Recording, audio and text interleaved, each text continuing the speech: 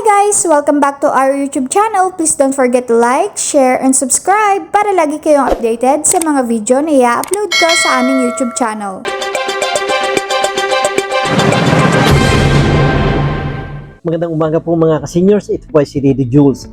Marami pong seniors na nagtatanong sa akin ano ang diferensya ng universal pension sa social pension o SOCPEN para sa indigent seniors.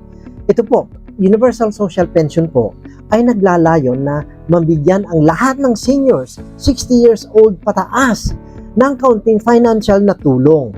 Meron man kayong SSS, GSIS or anuman bagay, mayaman o mahirap, tayo pong lahat ay tatanggap. Ang gandang balita po yun para sa atin. Ano po? So pangkalahatan po yan, Universal Social Pension.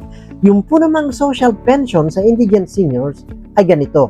Ang indigent senior po, ang indigent po, ang ibig sabihin ay yung mga nakatatanda na mahina ang pangatawan, laging sakitin, walang hindi maganda ang kalusugan, may mga kapansanan, okay?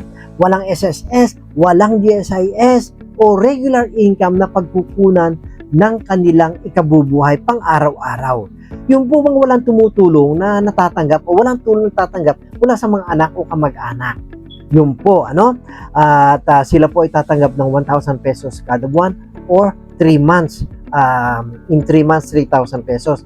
So, yan po ang kaibahan. Nawa po ay yan po ay maging dagdag kaalaman para sa ating mga senior citizens. Tandaan po natin, ang seniors ay dapat natin mahalin at dapat ikalang. Thanks for watching! Please don't forget to like, share, and subscribe!